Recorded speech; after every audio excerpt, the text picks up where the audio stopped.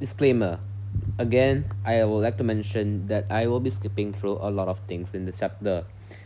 This one would be a bit less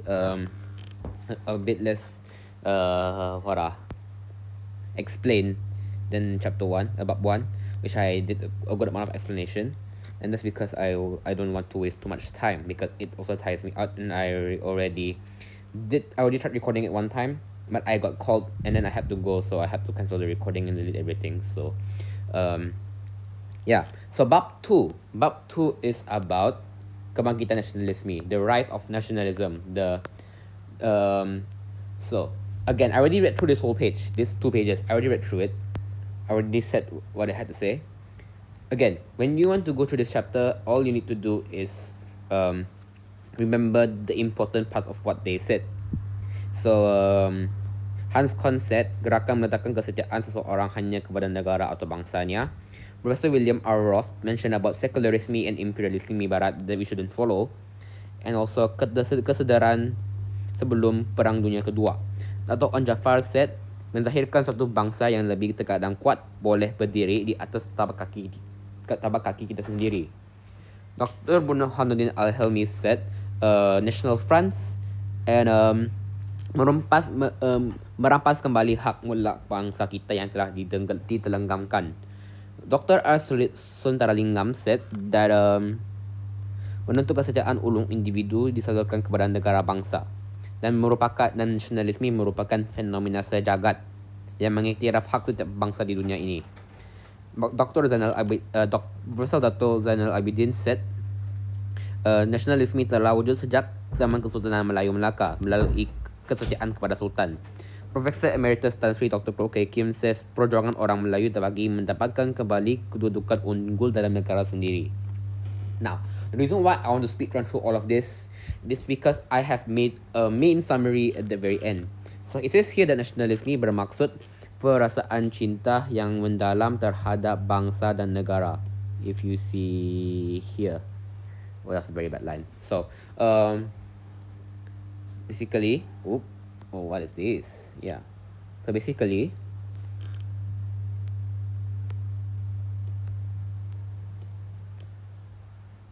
I don't know how to use this.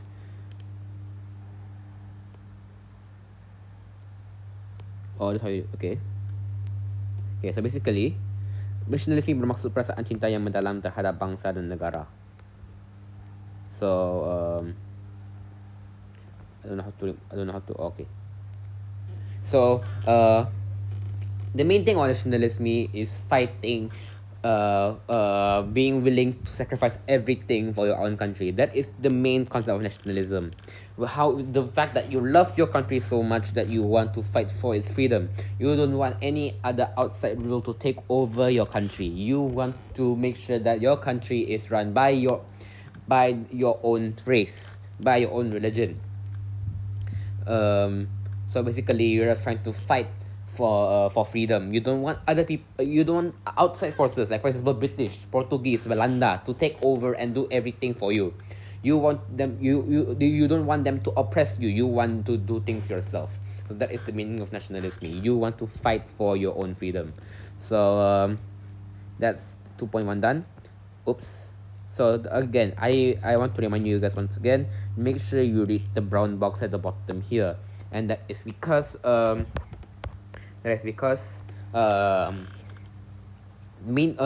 it is the summary of the whole subtopic, and it may contain some points which are really good for KBAT questions in your essays and in your subjective questions. Next would be about how other countries fought for independence, fought for their own rights. Now we've got 3 very separate scenarios here. First one is in Britain, Glorious Revolution. It involves I already read through this thing, so I know the story about it. So for Revolusi Keagungan, King James II basically made his own rules without telling the parliament what he was doing.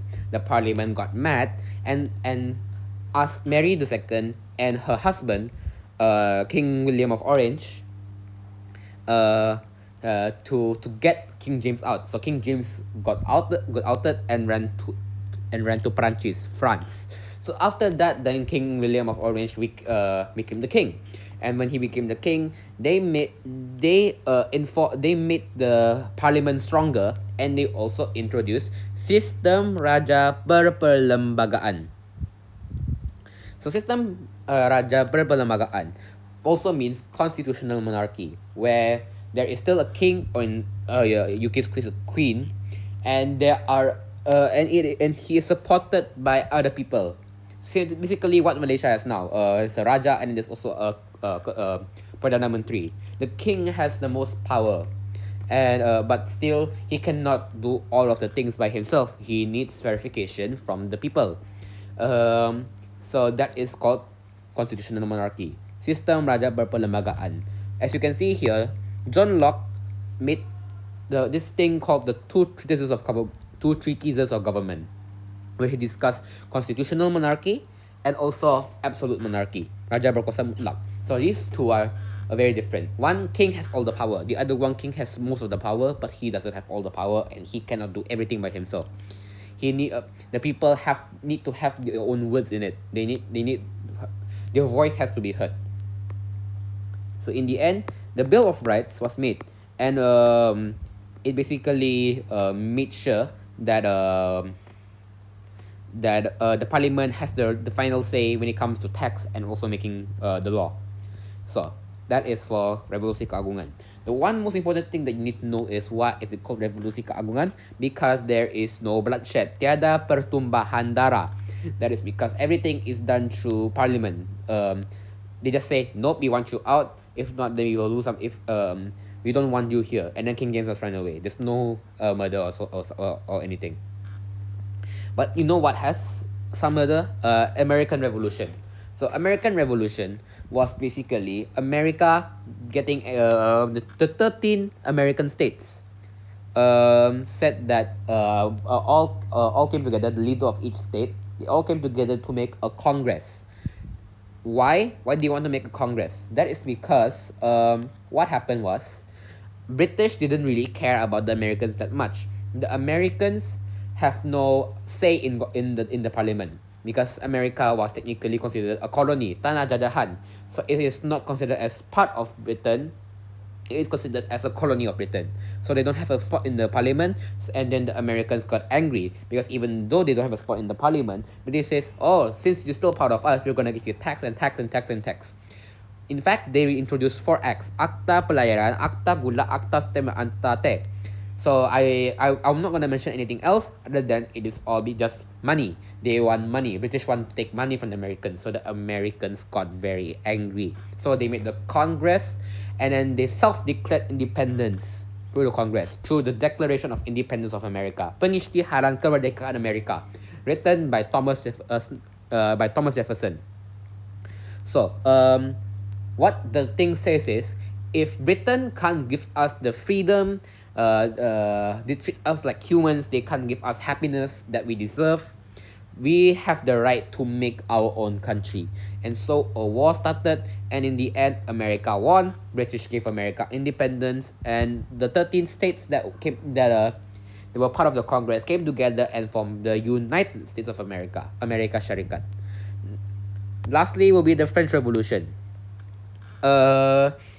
They always a bit different. They fight for equality this time. They fight for equality. They want everyone to be treated the same. They also want freedom, and it is mainly led by thinkers. I don't know what their actual name is. Philosophers. I don't know. Educated people.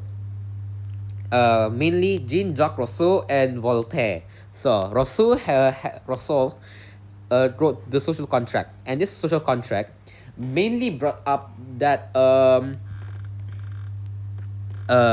that if you want a very successful, a very happy civilization, the people's voice need to be heard. Hasrat umum. Hasrat umum means public speech, I think.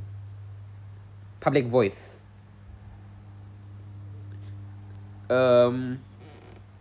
So the voice of the people is supposed to be a general right. Like the public, the people should have the rights to say whatever they want, um, uh, and make, and if anything, if it is a good thing, and if it's something that can improve the country, their voice should be heard.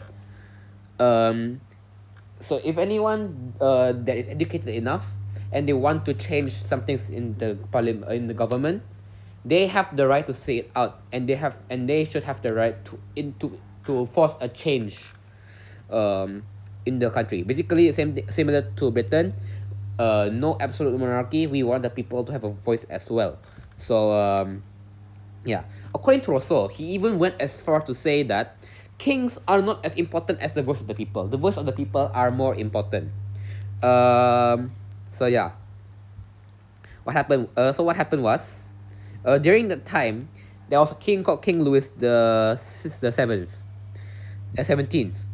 and similar. He's basically a worse King James. Not he is basically an autocrat, which basically means he is the controller of everyone. Like he is the only guy in power basically. And also his henchmen, his kolangan bangsawan, his people, his followers. So these people, they monopolized the economy of France, I think. And also yeah, basically they took all the money for themselves. Again, money issues. They are money hungry, they are power hungry. They took all the money and said, you guys are worse than us. You have to pay us money through tax again. So the similarity here is same with Britain. It's about a king, and same with America. It's about taxes. So of course the French people got angry, and the revolutionists, they decided to before I get to that, a lot of people were open about this public speech thing, this public voice thing, that their voice has to be heard, that their voice matters, and so on. And some of the people weren't happy with that. So they weren't happy with that. They sent the people to jail. These politicians, these people who were supporting the movement of public voice, they got sent to jail because King Louis doesn't want them to overthrow him. But what happened was, it was too late, and all the revolutionists, they went into the Bastille jail, penjara Bastille. They let go. They basically released all of the people who were with them, the people who want to overthrow King Louis, and in the end, King Louis got overthrown. So with that, they ended the monarchy system in France, and they went with the republic system. So for keagungan, they abolished system kerajaan, raja perlembagaan. This is system raja berkuasa mutlak, and introduced system raja perlembagaan. For France, they completely killed off system raja perlembagaan. So how about America? America decided to do democracy, as we all know today. So that's for Asia. Now we're gonna get to India. India. So this is second part. This is about Asia. After that will be Southeast Asia. So India. So India is a bit more complicated because it's not only one single event. It is multiple events happening over time. Like, it's not only just Mahatma Gandhi and the crew. It is a very long timeline. So the first one, the spark that lit this nationalism in India, the Hagi India 1857. I think it's like a protest, if I remember. But yeah, I forgot let me just Google what the Hagi means. So rebellion. So basically they fought against I think it was British rule. So at first, nationalism was more towards religion, Brahmo Samaj and Arya Samaj. Basically they pressed on your own race and religion, your own culture, your own culture. So they prioritize on how the West is going to ruin the culture of India. so the Indians should fight back so that their culture doesn't get erased by these Western people. And then and after that, since some Indians, they went to study overseas, and they got more educated. Like some of them got the education that they deserve, that they need. It caused there to be some intellectuals in the Indian scene, and they made nationalism more arranged, lebih tersusun. So they made this Congress Kebangsaan India INC, and some of them also made Liga Muslim, because of course there's going to be some Muslims in India. So yeah, these intellectuals, they made parties, pertubuhan, to make fighting for independence easier. After that, there are now after that, in the 20th century, in the 1900s, some of the people think that these institutions won't work, like these peaceful associations that want to fight for independence through political areas. So we decided to go the other way, the radical path, going head on, going very hard on. So they made the two main radical, I think it's groups, no, people, Gangadhar Tilak and Bipin Chandrapal. Those two use military to fight British. Like they basically want to fight them through guns and so on. So it's not really the right way, but they was want to fight for their independence. After that, INC said, we're not going to with British anymore. We want to start we want to start fighting for independence, but we're not gonna do it in a war type of way. Mahatma Gandhi said he wants to do satyagraha. Satyagraha means fighting without any violence. So yeah, how do you do this? How do you do satyagraha?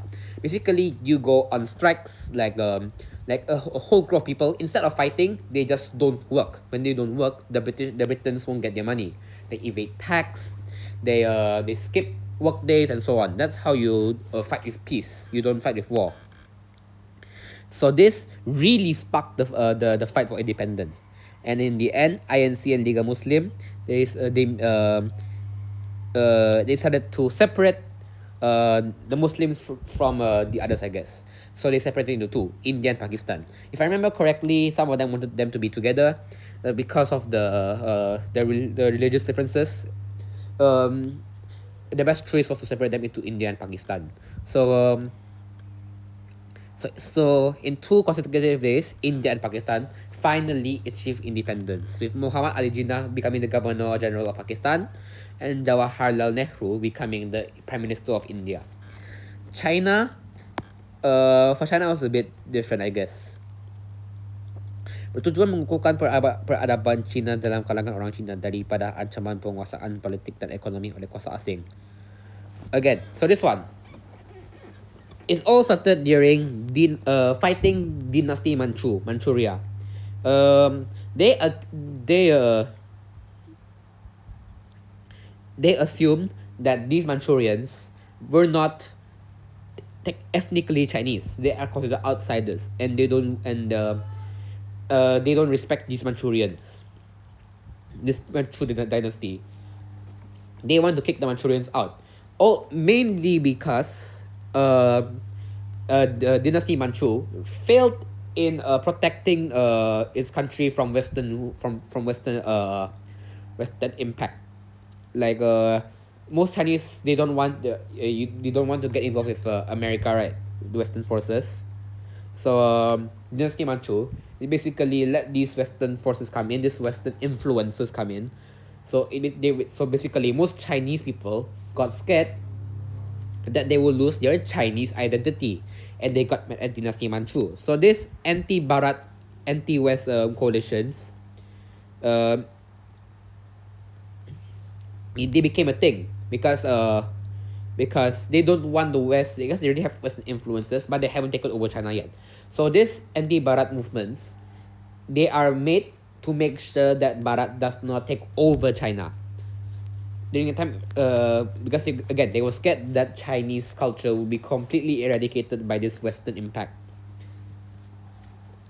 So the main person behind the movements is Dr. Sun Yat-sen. And he had this thing called Tiga Prinsip Rakyat, San Menchui, as their ideology.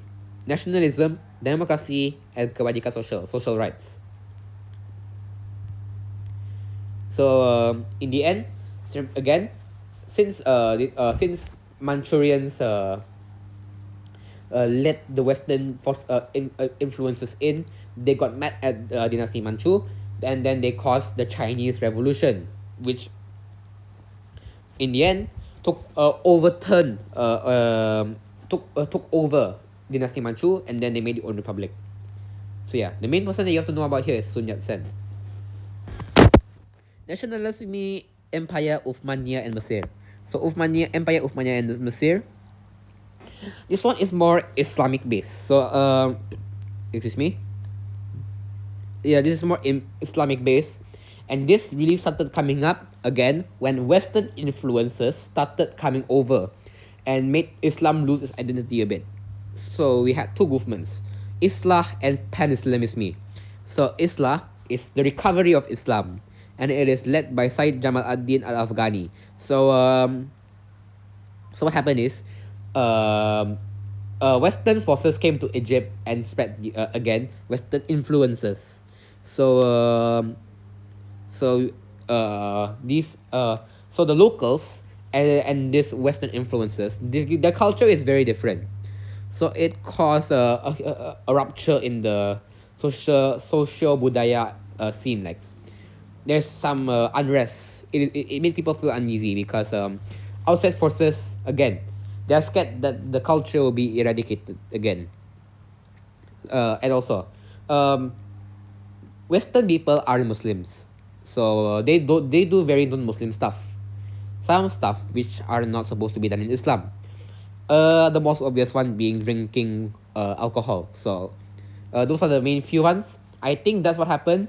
Those Western culture stuff, they are starting to make the Muslims less religious, less focused towards Islam. So this gerakan Islah basically asked the Muslims to remember the Quran, to remember the Hadith, and to go back to their roots and make sure that they don't get influenced by these Western forces.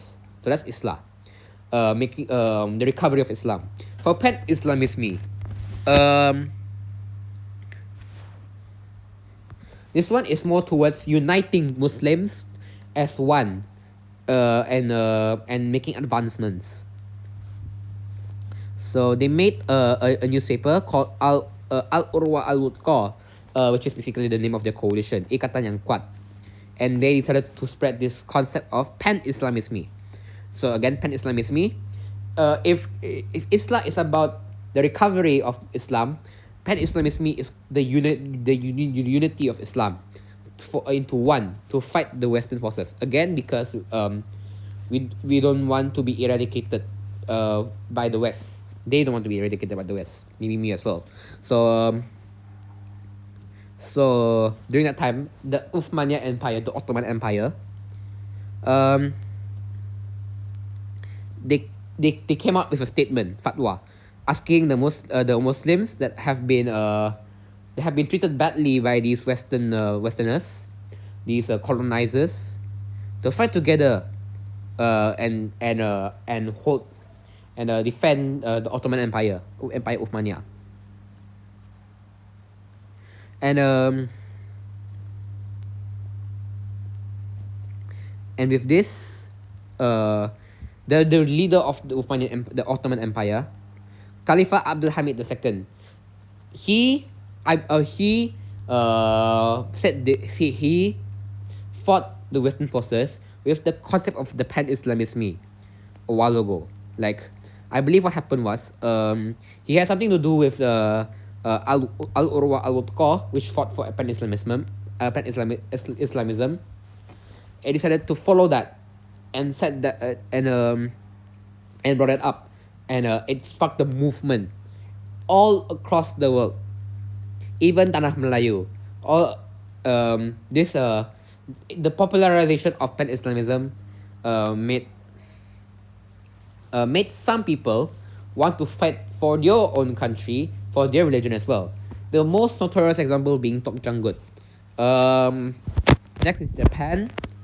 For Japan, the only thing I remember about this is Mikado Meiji. So Mikado Meiji, he had this recovery model of Japan, where some people they want to make sure that they get themselves away from Western influences. Japan, on the other hand, they decided to let the Western influences come to them. And why? Why do you want this Western influences to come to them? We want to. They want to be They want to be same but different. Basically, they want to be advanced, but they also don't want to be the same as Western forces. So they want to keep some of their culture, but they want to catch up with the West, because Mikado Meiji knows that the Westerners are very advanced. So maybe they are also sure of meeting them. So if you can't meet them, then you join them. So it basically sparked this movement, I guess, to modernize Japan. Remember, Japan was all about the wars and stuff, but Mikado Meiji wants to modernize Japan a little bit more. So they use this thing called Semangat Bushido. Bushido is willing to take risks to sacrifice for your country. Basically, being willing to use all your effort to make it happen. So the people and rulers, they decided to use this Bushido to spark this movement, this Meiji recovery movement. And in the end, Japan actually became very, very advanced as the Western countries. But as you all know, Japan was involved in World War II, and that's because Japan got a little too greedy with what they had. They knew they had a lot of power now, but they got a little bit too greedy and they wanted more power. They wanted to follow the West and take over other countries as well. So in the end, they made a huge mistake, and they decided to take over Asia, which sparked World War II, which was one of the things in World War II. So yeah, basically, Mikado Meiji just wants Japan to not be taken over by Kosa Barat. But in the end, Japan kind of copied Kosa Barat and started to take over the Western punya places as well, including Tanah Melayu. Okay, next would be Southeast Asia. First one would be Philippines. So the Philippines one is the one that I'm quite familiar with. Okay, so at first there was this Gerakan Propaganda, which was taken over by Jose Rizal. So Jose Rizal said wants Philippines to be considered as part of Spain, because during the time Philippines was considered tanah jajahan Sepanyol, not tanah naungan, tanah jajahan, as a colony. So they are not part of Spain. So Jose Rizal wants basically wants Philippines to be treated the same as how the Spanish people are treated. They want to be treated the same way in political, economic, and social sides, because the Philippines were kind of oppressed back then. But it failed. Again, after that, they made Liga Filipina, same again, perubahan politik, ekonomi, dan sosial. For Gerakan Propaganda, it is the same rights.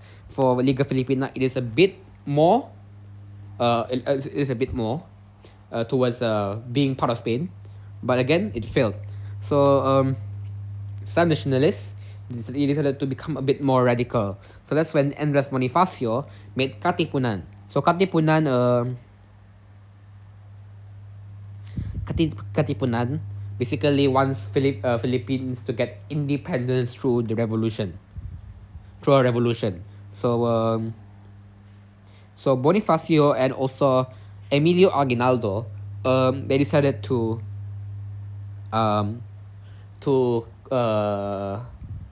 start the Filipino Revolution, which in the and this is to because Spain doesn't want them.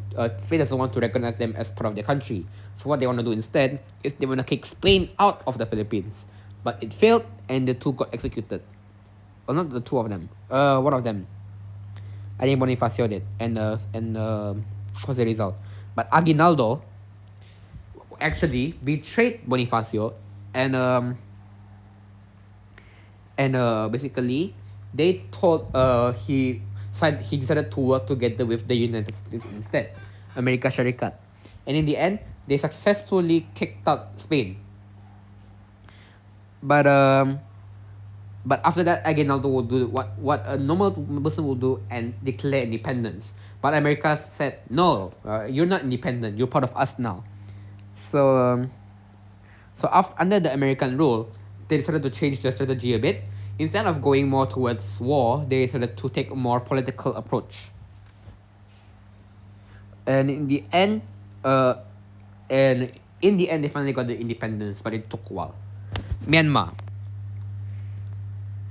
Myanmar was, or Burma, was basically what happens when a lot of different groups come together and fight for independence. We got the middle class, the Sami Buddha, Takin, which is basically the educated people, and also farmers. So we have middle class people, we have lower class people, we have religious people, and we also have educated people.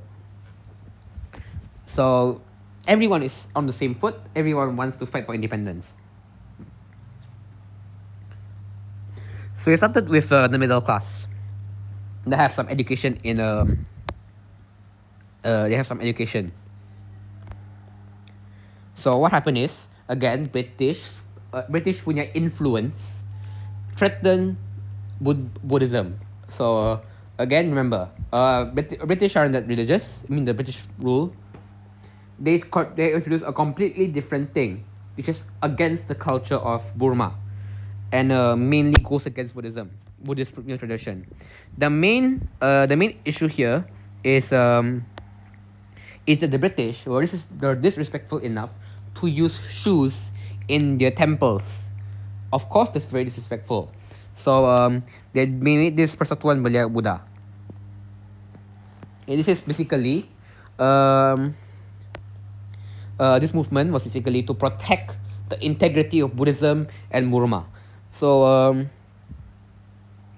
after that, Yu Bape, a more radical type, he changed the name of the from Persatuan Belia Buddha to Majelis Persatuan Kesatuan Burma.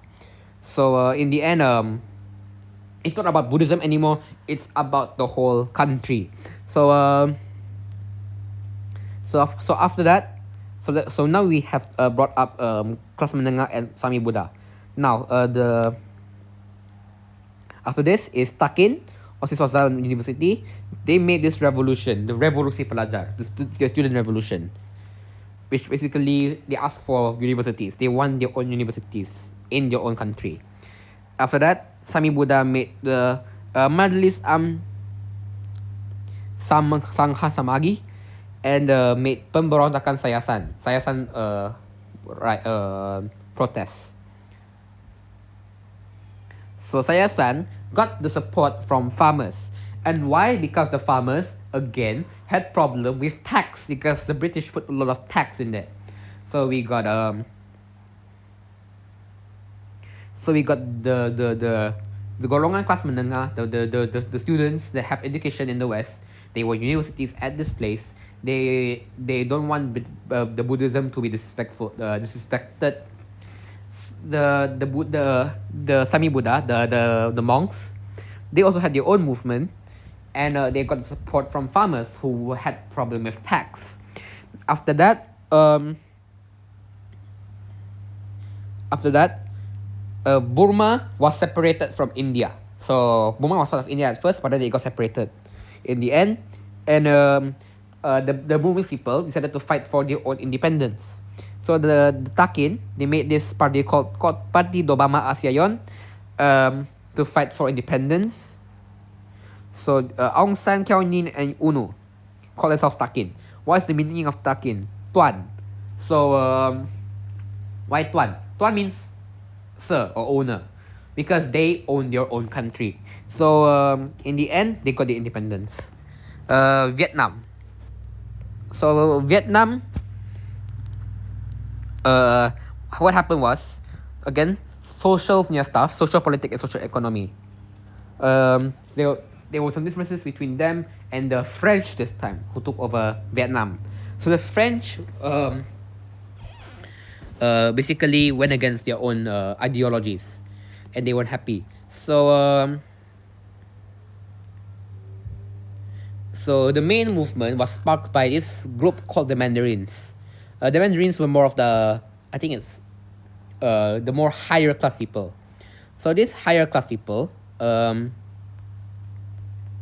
they fought for pemulihan sistem pemerintahan raja. They fought for a monarchy system, I think. The recovery of a monarchy system. Like they want the king to have their power back, basically. So since most of the people here are educated now, they decided to spread their ideologies. They're anti-French movements. They don't want the French to be here. They want the French to get out. So it was mostly spread through newspapers, Tribune Indich and Koshi Feli, and basically said that the French were being too oppressive, and they should be independent. And after World War II, Vietnam went two ways. They went two separate ways. One is nationalism. The other one is communism. So nationalism was run by VNQD, Vietnam Quoc Dang Dang, who is taken over by Nguyen Tai Hoc, while PKV, Party Communist Vietnam, the Vietnam Communist Party, was taken over by Ho Chi Minh. So that's why the Vietnam War started, because there are two separate parties. VNQTD, which is for the Americans, and PKV, which is for the Soviet Union, because it's about communism. So VNQTD, democracy, social nationalism, and socialism. They have two different ideologies. One is more towards, one is we are all the same. The other one is we are not the same, but we should all be treated as one country. So VNQTD, they had a demonstration, and they kicked the French out, and they made their own republic. But what happened was, the French came back and weakened the nationalist forces, and they killed Nguyen Tai Hoc. So in the end, VNQTD kind of failed, because they weren't able to succeed in the long term, even though they succeeded in kicking the French out in the first place. After that, after the nationalism ideology, another group, another party, PKV, decided to fight for independence instead, through Ho Chi Minh. And actually, Ho Chi Minh was able to kick French out of the north of Vietnam, and made the Democratic Republic in Hanoi. He was the first president. But even though the north was free, even though the north was completely free, the south was still under French rule, because remember, Vietnam Quoc Lan Dang failed. And not only that, now the United States are here as well, because they already took over Philippines, so they of course went for Vietnam as well. So in the end, it was basically Ho Chi Minh versus the Americans, and in the end, Republic of Vietnam was finally formed. Oops. Okay, I think this is the last two before our own country punya stuff. So, Indonesia. At first it was about education, because most people didn't get the education they deserve. They were undereducated. Mainly women. Raden Ajeng Kartini mainly fought for education among women, because women were treated very badly back then. So they wrote this thing called she wrote this thing called Hilang Gelap Terbila Terang. So Hilang Gelap Terbila Terang Um, Again, this is not its official name because when I think Ajahn Kartini wrote this, she wasn't actually she actually wrote them in letters, which were given to her to her friends that were able to study outside in Europe, like they were able to study. She wrote those letters to them. All those letters were put together and made into one. It is translated in English in the end with the title Letters of a Javanese Princess, because Radha Ajay Kartini was actually a princess. So so yeah, it mainly brought up that the Dutch, orang Belanda, they basically looked down upon Indonesians and basically treated them like dogs, which is pretty sad. So yeah, they basically treated them very badly, and this again, it brought up and more intellectual people decided to fight against this Belanda punya rule, and it made people realize more about this concept of nationalism, that they should fight for their own country, and they made even more arranged establishments, even more in order punya institutions, like Muhammadiyah. Muhammadiyah is more of an Islamic based party, and again, it is mainly against secularism of Barat. Um, but as time goes on, they started to get more aggressive, more radical, with the formation of Sarekat Islam, PKI, and PNI. The main one we want to focus here is PNI, because PNI was led by Soekarno, and Soekarno made PNI a very powerful party. And the KPI, Congress Pemuda Indonesia, they made this Sumpah Pemuda, which became the basis of nationalism in India. Like, the nationalism of Indonesia is based on this Ikra. Ikra is this this swear, I don't know, yeah, basically this swore upon the country that the three main aspects of what they want Indonesia to be is satu tanah air, satu bangsa, and satu bahasa. One land, one race, and one language. That is why everyone in Indonesia is called Indonesian. Because if you didn't know, there are actually Indonesians that are Chinese, that are Christians, that are Muslims, they are coming from different cultures. But because Indonesia punya nationalism, their nationalism is based on one race, they decided to go with the Indonesian race. So basically, the people fought with this mindset: satu tanah air, satu bangsa, dan satu bahasa. And Soekarno decided to make it to go one step further, and made PPPKI, Permufakatan Perhimpunan Politik Kebangsaan Indonesia.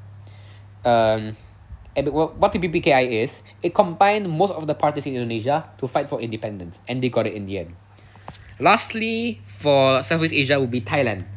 Thailand's case was a little bit special, because in all the other countries, all we heard was we don't want Western influences to get to us.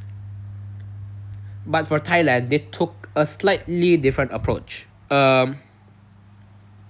Not a slightly different approach, a very different approach. While most of the other countries were anti-colony and fought for independence, Thailand was more of making sure that the country stays strong and becomes respected by the Western countries. So instead of the Western countries taking over them, they become friends with the Western countries. Like, if you can't be them, you join them. That's basically what Thailand's thing was about. Same thing with Mikado Meiji, I guess. But Mikado Meiji was more of being like them. Thailand was more of learning from them, and putting your own mix, making sure that they become friends with the Western countries. They are their own entity. They are not going to be taken over. So what happened is, mainly they involve the people in their own rule. Like, they also have a king, but this time the king was like, we're going to make the people have their own say in this thing. Mainly, this was done by the king of Thailand. The most famous one would be Raja Mongkut and his son Raja Chulalongkorn. So, yeah. So Raja Mongkut, he wants to modernize Thailand. He wants to So what he did is he basically took the system of bureaucracy of the West, bureaucracy Barat. He basically made friends with the Western countries and learned from them. The main thing about bureaucracy Barat is they have a very arranged system for their government. So Thailand copied from them. They got helpers from those other countries to help them make their own bureaucracy system. They asked the Westerners to help the people locally to help manage the economy. So instead of the Westerners taking over the country and taking over the economy, Thailand decided to say, "Yo, let's be friends. I want to learn from you guys. Can you guys help me with this?" And they helped him, and they helped Thailand. So in the end, Thailand was respected among the members. They became friends with the Western countries and even Japan. So because of this,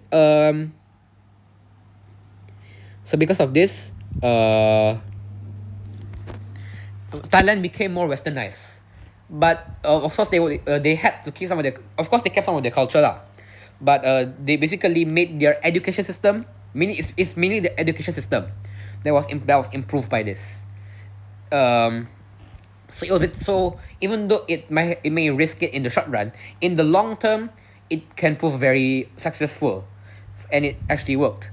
Thailand became very modernized. They became friends with the Western countries. And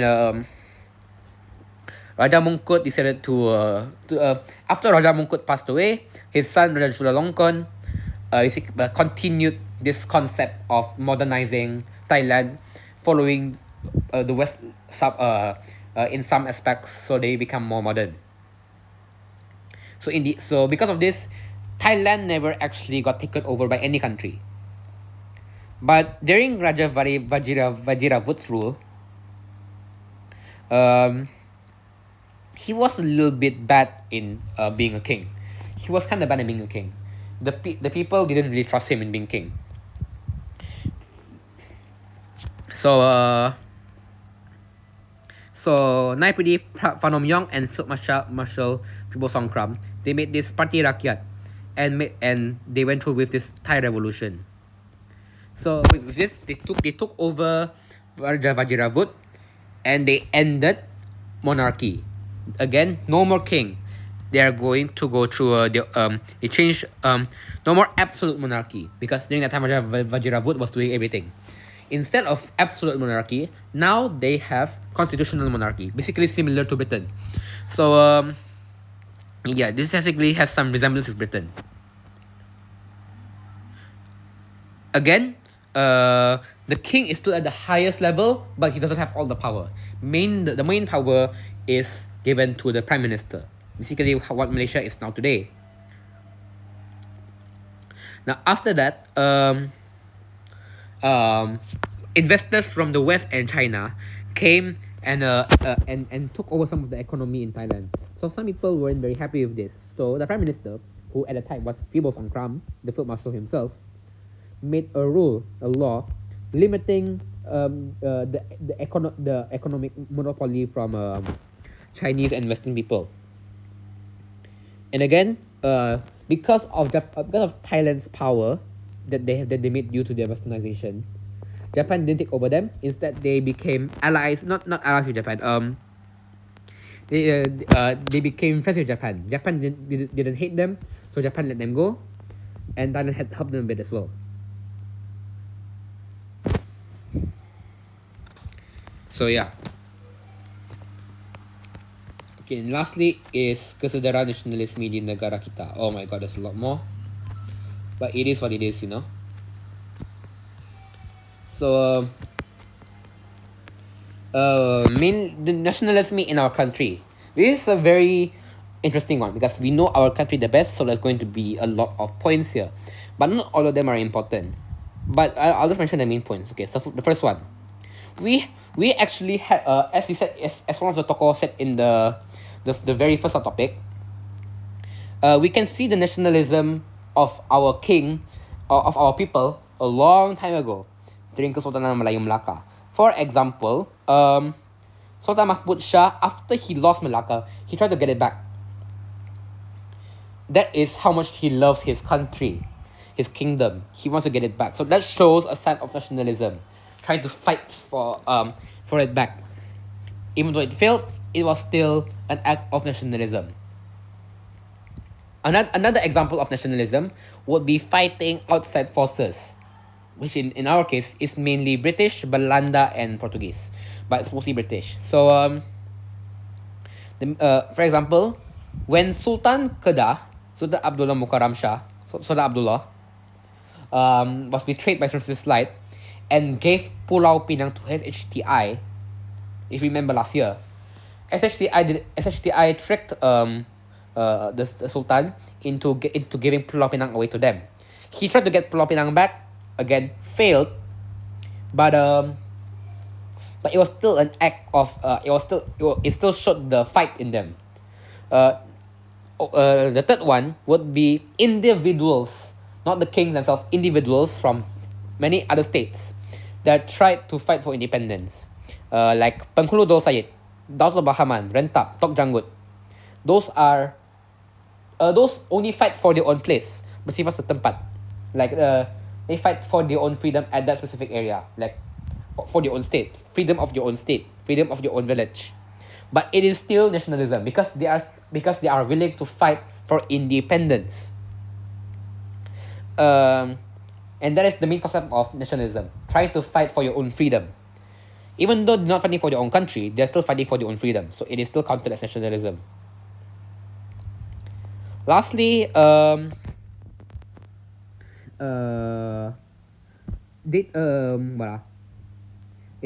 took more of a religious turn in this fourth paragraph, a more religious turn. Gerakan Islah.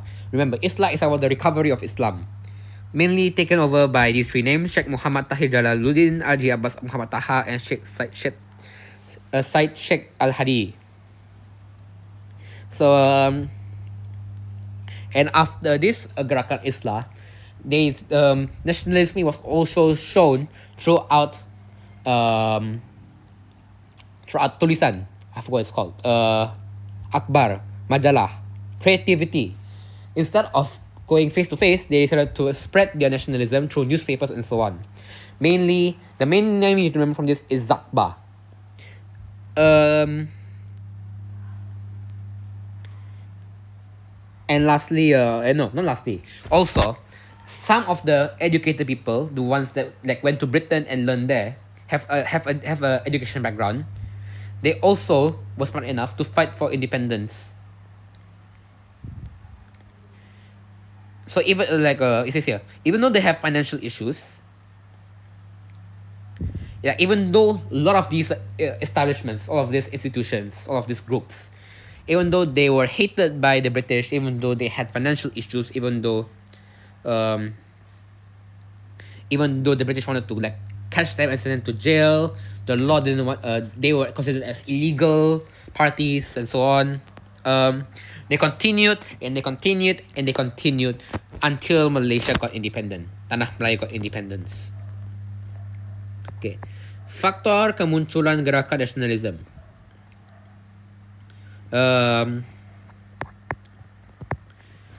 How did this nationalism come out in the first place?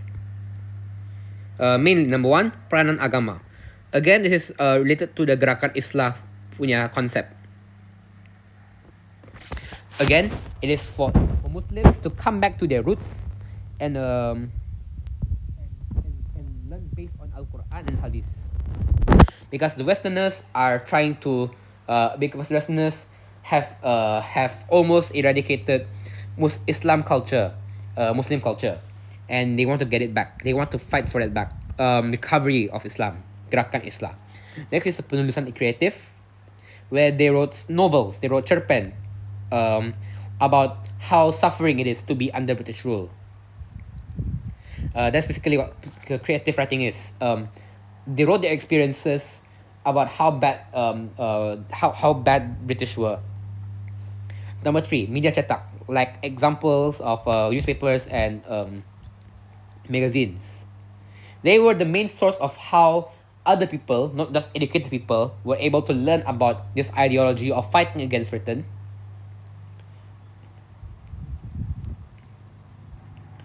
Like for example, Jawi Peranakan. Jawi Peranakan talked about how British wanted to get involved in agama Islam in Singapore because Singapore is mostly Chinese, and also the issue with BM because BM was getting eradicated slowly by British. And other newspapers came in, but you don't have to memorize these names. But basically, all of them had one thing in common. They talked bad about British. They said that British bad, we good, we want to fight against British. Next is sistem pendidikan, educational system. Because for example, there are some schools in Tanah Melayu which are Muslim schools, Islamic schools called madrasah. So, for example, Madrasah Al-Atas di Johor Bahru, Madrasah Al-Mashhur, and Madrasah Al-Idrisiyah. You just mainly have to know Madrasah Al-Atas, I think. So, again, it is mainly, since it is an Islamic school, they basically learn more about Islamic ideologies. So that's for the Islamic side. There is also a more English-based one, more westernized one. The Raffles Institution, Maktab Melayu Kalakangsar, and Maktab Perguruan Sultan Idris Training College. Again, this one is more Islamic, one is more about understanding Western punya thing because they learn English in those schools, I think, if I remember correctly. So the ones that came from the English schools, they want to fight for education. The ones that come from the Islamic schools, they want to fight for the integrity of Islam. And because of this educational system, more people learned about these ideologies. It's not just people that studied overseas now, because last time you can only get your perfect education if you were to go to like America, Great Britain, Spain, Egypt. But now that there are schools here which teach those ideologies, more people start to realize this nationalism.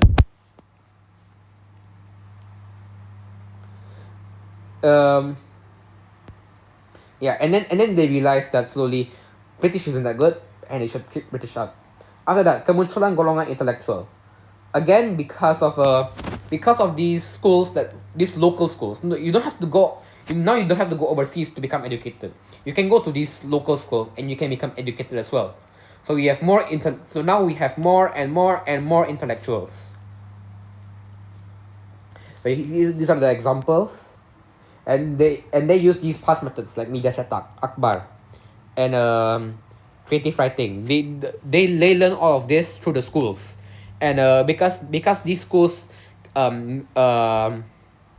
caused more people to rise up and fight for independence, it became harder for British to fight back. And lastly, outside influences. This is mainly about Gerakan Islah and also Pan-Islamism. Like how Pan-Islamism affected and Gerakan Islah affected Islam in Tanah Melayu. And another one, when Japan took over Russia,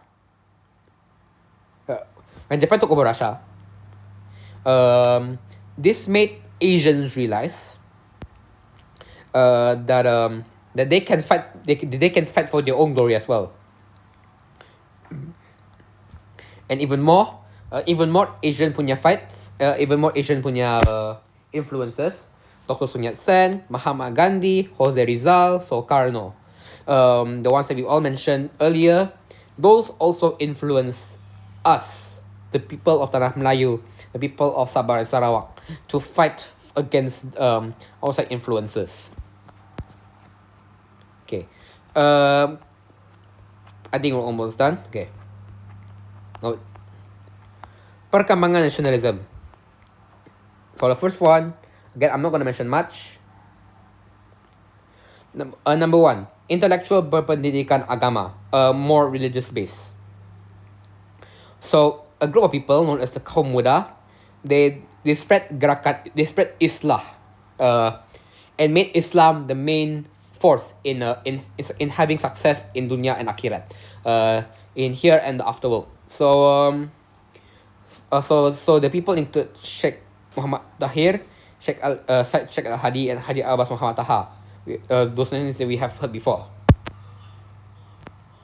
So so they mainly got this influence through the Islah movement, Gerakan Islah in the other countries in the Middle East. After that, they also made a few madrasah. Like remember the madrasah that we talked about earlier. This is because of this Gerakan Islah, Gerakan Pan Islamism, they decided to make schools, madrasah, which affected the education here, if you remember correctly.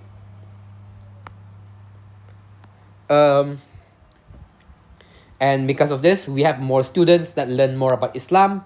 They become more religious. They understand Islam a lot more. They have an Islamic mindset, and basically, they since we have more students, some of them may have brighter minds than the tokoh that we have that they had then, and then they made their own advancements. Also, with the introduction of madrasa, women were able to start learning. So in the end, because of this madrasah, they were able to make more. They were able to learn more about Islam, learn more about nationalism, and they were able to they basically became more educated. And the next one is English punya intellectuals. Mainly being MCKK, Maktab Melayu Kuala Kangsar. So these people, basically, they have a Western background, but they learn they have an English background, but they learn in Tanah Melayu.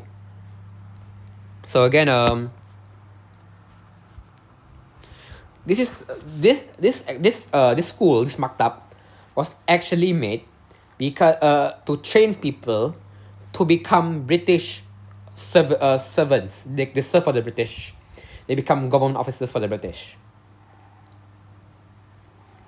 And these people basically, because they are educated, they basically have the right to speak about how British should do this, how British should do that. British should give more power to orang Melayu and so on.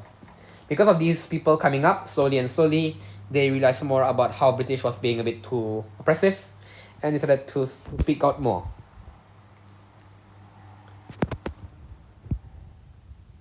And also, since these people were educated and they were also Malays, they treated their own race very well.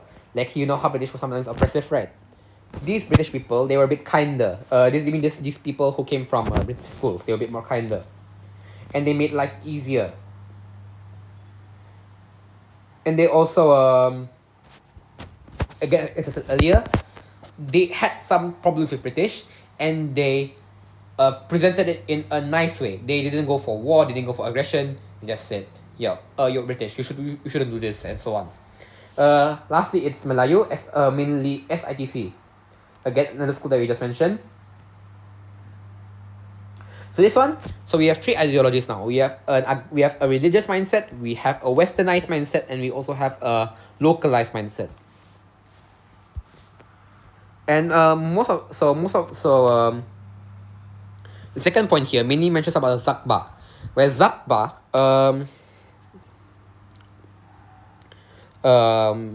made some very good books. He was basically the father of literature. His name comes out a lot in the book, so yeah. And he also was like the teacher of many students that became very important in the future. Like, yeah. He became a very good teacher. He basically influenced a lot of students to follow his footsteps and have more voice. So slowly with more students learning about this ideology, their voices become louder and louder and louder until it was too hard to ignore.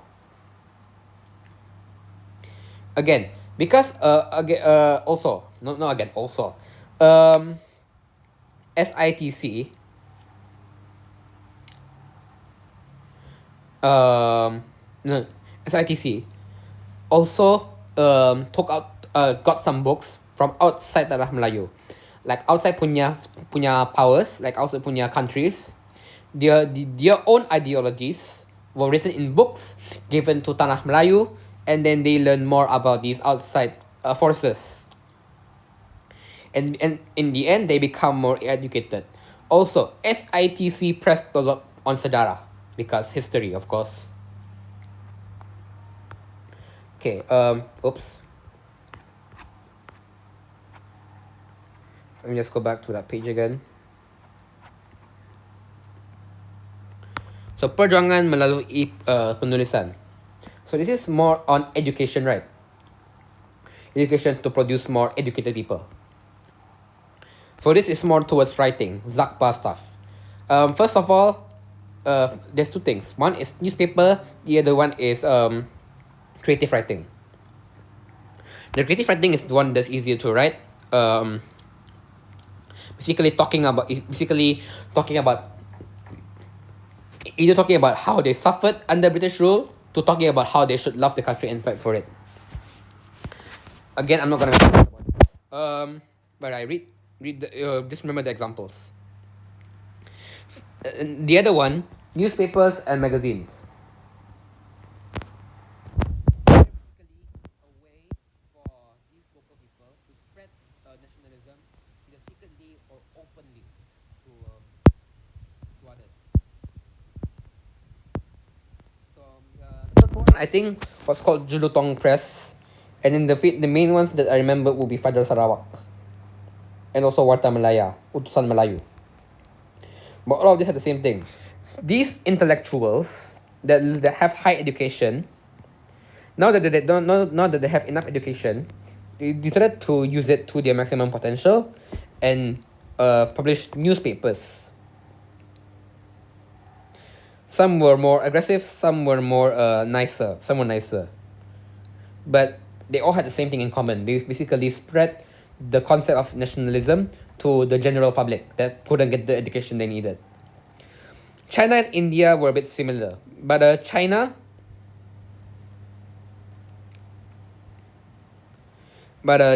newspapers were a bit more, China based.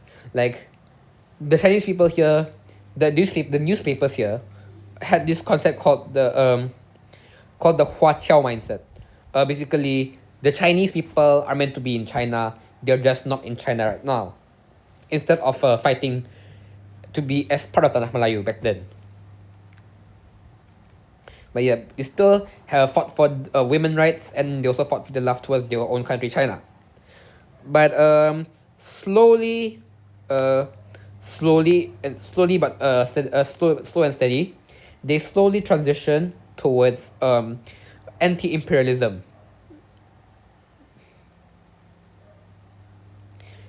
So basically, they became more localized, I guess. They became more localized.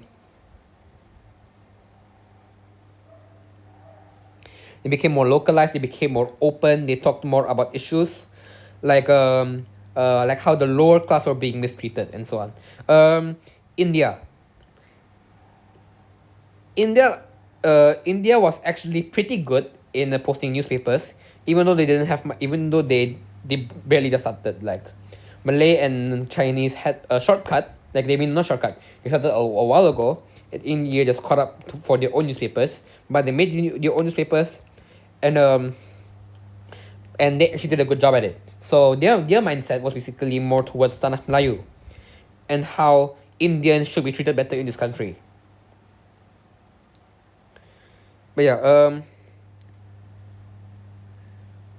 basically the newspapers are mentioning about how Indians should unite together, how Indians should be treated as part of Tanah Melayu, how they can get involved in politics and so on.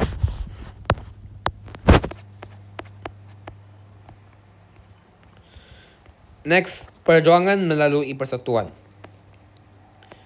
Okay. KMS, Kesatuan Melayu Singapura. Bertujuan menggalakkan ahli bergerak aktif dalam pentadbiran, memperjuangkan kepentingan orang Melayu dalam politik dan pendidikan serta memperjuangkan pelajaran teknik dan pengajian tinggi. Basically, KMS was more towards getting people involved in politics. And KMS were a bit nicer. They actually worked together with the British people. And they were like the nicer Malays, you know. They were the ones that were like, I know we're helping you British, but I hope you can help us too and make life easier for us and so on. Next is PASPAM, Persaudaraan Sahabat Pena. This is basically an organization that makes its members come together and discuss ideas. I'm not gonna mention much about this because I'm running out, because I already wasted a lot of time. KMM was a more anti-British type of party, and it was made by Ibrahim Haji Yaakob. And again, because of newspapers, they were able to spread their ideologies and how they wanted to fight British. With this concept called Melayu Raya. Melayu Raya means combining Tanah Melayu Indonesia. So KMM, because they were anti-British, they were considered they were considered radical, and they were considered as an illegal party. Next, Persatuan. British didn't really like them as they like KMS. The next, Persatuan Masyarakat Cina dan India. Again, still, before World War II, same with newspapers, the Huaqiu mindset was still there. The Chinese are just people who are stuck in not China and want to go back to China. And people like Sun Yat-sen really impacted the mindset of the Chinese people.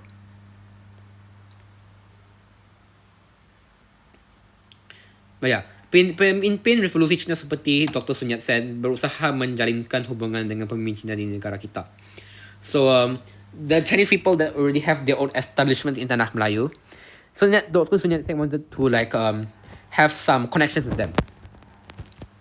And this is so that it is easier for them to fight Manchuria because they have more support now. So yeah, back then it was more based on China and not the Chinese. But slowly they became more involved in politics in the country. And some of them also got some educational backgrounds in England and so on. But yeah, slowly they made their own. They made their own parties and their own. Basically, they just became more involved in politics. They made their own parties. They became more involved in politics. The main person behind this is Tan Cheng Lock, and he was basically fighting for the Chinese to be recognized as part of Tanah Melayu and be able to work for the British as well. For the British as well. So that's for Chinese. How about Indians? Indians, again, like the Akbar mentions, they were more towards making sure that the Indians don't get forgotten. Like they care about their own importance first. So this included Persatuan India Taiping and Persatuan India Pulau Pinang. These were more based in India punya coalitions. Yeah. Like what am I saying? Okay, based in India punya coalitions, and they mainly prioritize the Indians coming together. And then again, after that, they slowly got involved more in politics. So Jiviteva, he made the MIA, Malayan Indian Association, which is mainly for Indians that are born in Tanah Melayu. And then Dr. A.M. Susay made SIAM. And they basically combine all of the Indian punya parties together under one. and basically tried to make themselves get recognized, recognized by the people in Tanah Melayu, like basically fighting for their own recognition. And Jawaharlal Nehru, if you remember correctly, was the guy who became the prime minister of India. He also came to he also came to visit Siam. So this sparked the movement even more. Okay, lastly, it's about Sikh.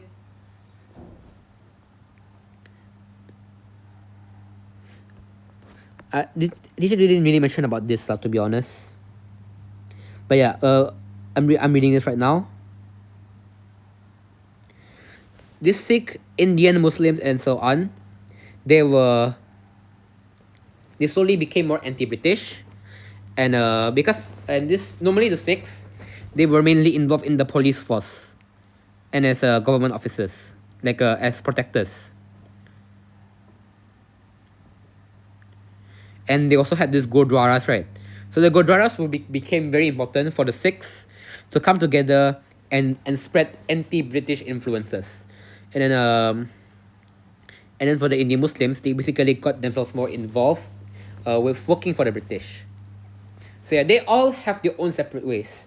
Melayu basically had different ways. One, slowly got the way up with British through British. Another one discussed the ideas together. Another one fought against British. Chinese cared about themselves first, and then slowly got involved in politics. In India was the same, but India mainly focused on the Indian culture in Tanah Melayu itself, and then Sikh and Indian Muslim had their own separate ideas, but it all culminated in fighting British. Okay, now it's the Kesan. We're almost done. So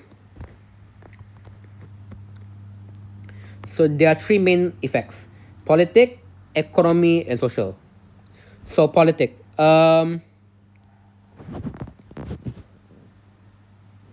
Because if you remember correctly, KMS asked British to make life easy for them. So British gave them more jobs. So this made more job offers for orang Melayu. Next, decentralization, making Malays more focused on their future. Basically, dasar decentralisasi or dasar dekolonisasi.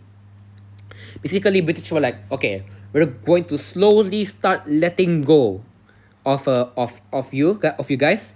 You guys can slowly become independent, like one by one. Like for example, first bringing back Sultan punya rule, residence, and then Majlis Mesyuarat Negeri, which were basically taken over, which were basically killed. Like if you remember correctly, the formation of NNMB, or basically killed the powers of the king. Like the Sultan had no more powers basically. But yeah, with this, the British were like slowly giving them their powers back. Next, the Chinese Revolution. Made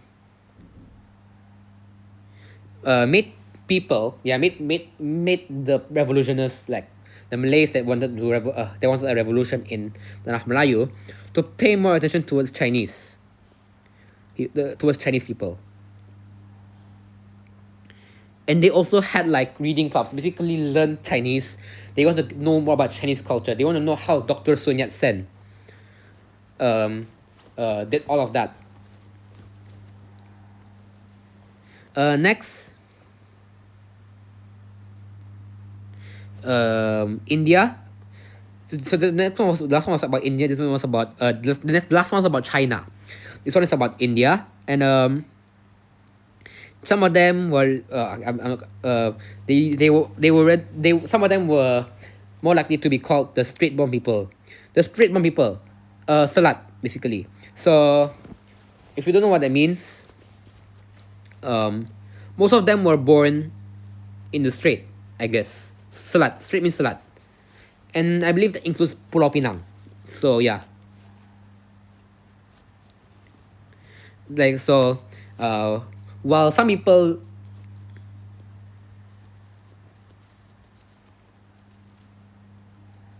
uh while some people and like Chinese and non-Chinese themselves learned more about the Chinese culture and learned more about China itself, the Indians started to fight for their own identity. Like they didn't want to be forgotten, rushed away. They want to be relevant, and they made their own identity. They basically became a huge influence in Tanah Melayu punya politics. And because of all of this happening, British became very careful of doing anything bad towards Tanah Melayu, because they were slowly realizing that they were slowly realizing that British weren't treating them well. So British became more scared, and because of that, British got kinda scared. They got kinda angry, and they decided to catch some people who wanted to fight for independence and send them to jail. Every time they caught someone trying to fight against them, they sent them to jail. But after Japan came, they got let go. The economy. Honestly,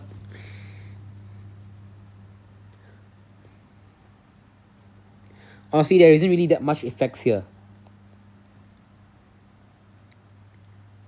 Okay, the first one. The first point. Tubuhlah Persatuan Kebajikan bernama Al-Jami'ah Al-Khairiyah. So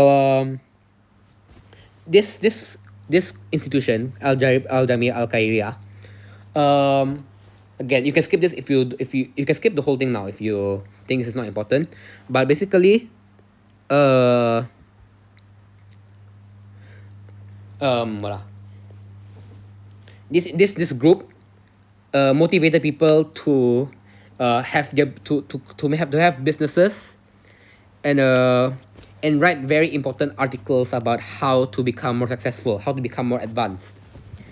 British also pressed a lot more in the 20th century. They pressed a lot more on education for the lower class people. So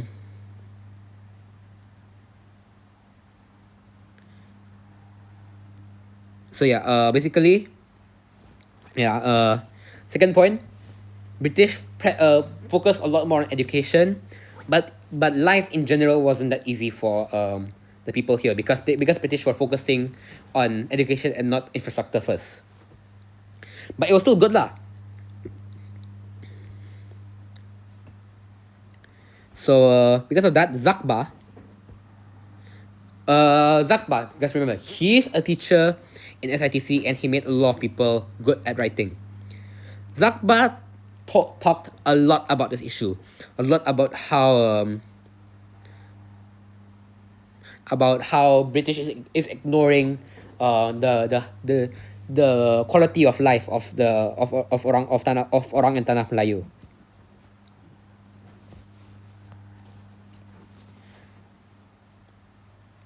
And also wait, no,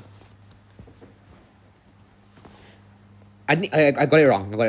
It's my bad. But basically, what it means here it's not that British ignored the rest infrastructure just for education. It's that British didn't give enough education. It says here peringkat rendah. Now the peringkat rendah here means that that British didn't really care. The British didn't really care much about the more important education. They just give some basic education, but that's that. They didn't give any other advanced education. So this didn't really make life easier. So Zakba talked a lot about about this issue and taught them more in these advanced schools.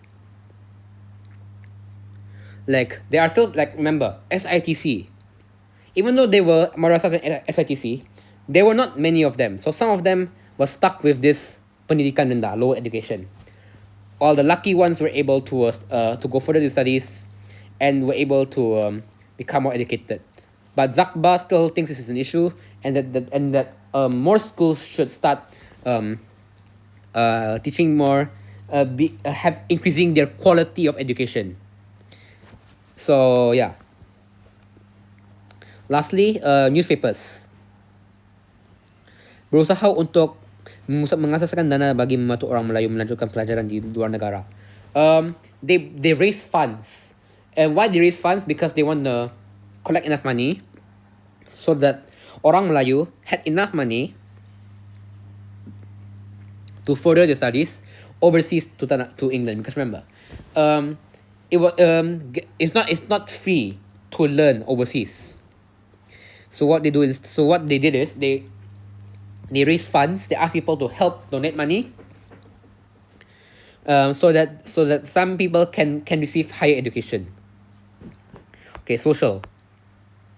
Tuntutan untuk mendapat peluang pendidikan yang disuarakan melalui akhbar, majalah dan persatuan. Wujudkan kesadaran yang tinggi. Basically, what this means is, when more people talked about how they want a better educational system, this made more people motivated to go to madrasas and Malay schools. And then they also made their own newspapers. They made their own magazines, because remember, they got this through the magazine newspaper. They got this this concept, this nationalism concept. Because remember, the newspapers spread the idea of nationalism, so most people realize it. And because of this, some people were even motivated to make their own magazines, their own newspapers. And SITC, because remember, only some people can go to SITC, right? But slowly slowly they were able to graduate more people per year. Like basically expanded SITC and other schools as well, making them more advanced, making them bigger so that more people can learn. And most of these SITC punya alumni, they became teachers, and these teachers help the other people who were less lucky, who weren't as educated as them, to become more educated. So these people who had further studies and became very educated are educating other people who didn't get the same education to become more educated. So it's a win-win situation. And also, because if you remember correctly, women are allowed to learn in schools. So there are a lot of female teachers, mainly Ibu Zain.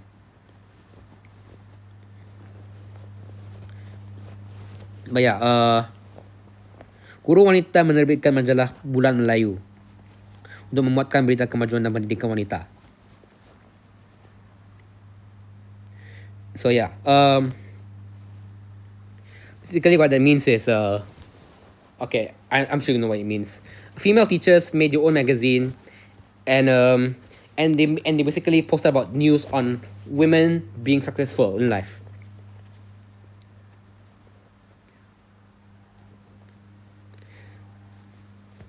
So okay, the other part is basically Ibu Zain saying that women should realize that they deserve education as well, and they need to increase the standards of women,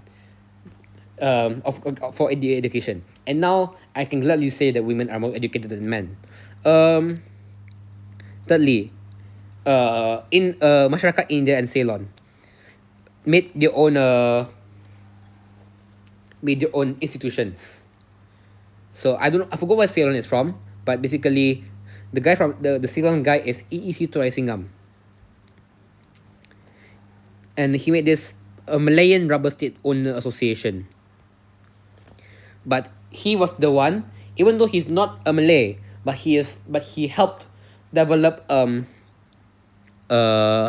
economy when things were going rough back then. Like basically when the economy was dropping, he tried to keep it afloat with his rubber business. Lastly, I'm almost done.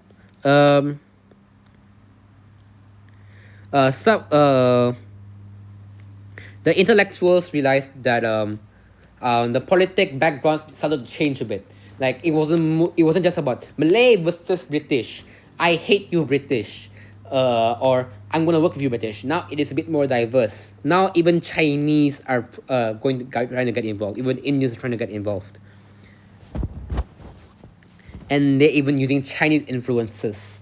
Like like they want to follow Dr. Sun Yat-sen and so on. So it wasn't just so the political background is changing, and and with this, you learn more things are learned, and more people can get involved. And this was the start of Tan Cheng Lok's rise to becoming one of the most important people in achieving independence. So yeah, that's all for me. This is a very long video.